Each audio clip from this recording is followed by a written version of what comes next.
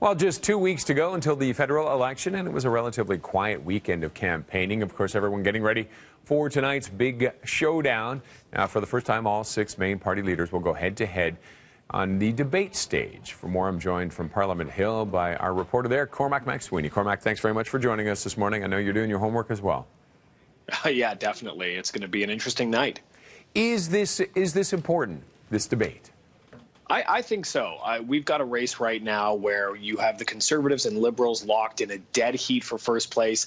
You have the NDP and Greens in a tight race for third place. So really anything that can give one of these parties an extra little edge that can put them over the top against their competitor is going to be vitally important. So this could be a pivotal turning point for the election for one of the parties. I mean, it might not change a lot of votes in the end. We'll have to wait and see. But it could be a very interesting moment. So all the party leaders are going to have to bring their A games because any big mistake, any perfect attack line is going to hold a lot more weight in this one.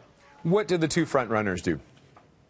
Well, for Liberal Justin Trudeau, he knows he's going to be attacked on all sides, so he's got to be prepared and ready to go for that counterattack. He's going to be framing things as it's an us versus them, Liberal or Conservative. That's your choice. And so he's going to have to really drive that home tonight for the voters who are watching.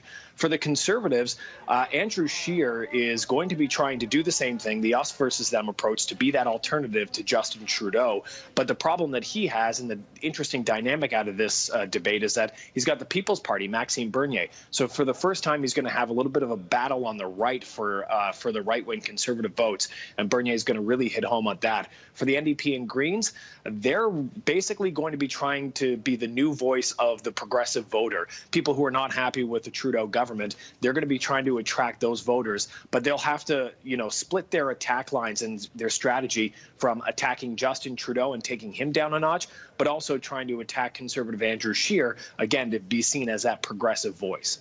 And Tollers, you mentioned Maxime Bernier and Blanchet.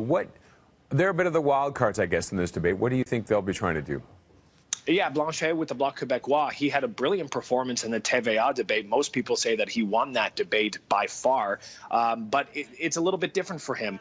English-speaking debate is not going to be as easy for him. It's not his strong suit. It's not his first language.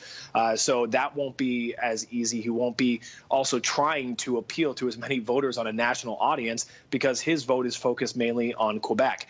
For Maxime Bernier, though, this is a big moment. This is his chance to really try and convince those right-leaning voters throughout Canada that they shouldn't park their vote with Andrew Scheer and the Conservatives, that there's a new sort of right-wing voice out there, and that could be trouble for Andrew Scheer and the Conservatives. But for Bernier, it could be a big opportunity. He's been lagging behind the polls. He's only got a shot at maybe 2 seats in this election. That's what all the polls are showing right now. So if he wants to either solidify those 2 seats and be a player in the upcoming House of Commons, he's got to make sure that he puts himself over the top and actually gets a seat or 2 in the House of Commons. All right, one last quick question after the debate. It's Thanksgiving weekend. Why does that matter?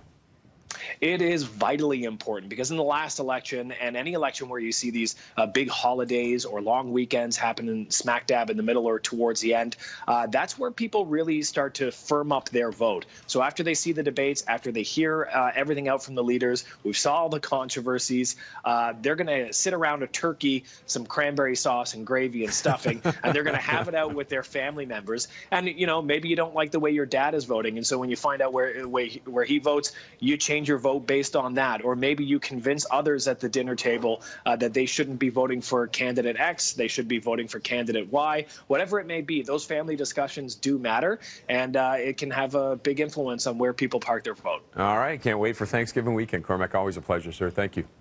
Anytime, Roger. And for all the latest election coverage, head to citynews.ca/cityvote2019. Let's head up to Airborne now, and Kyle with a look at the roads.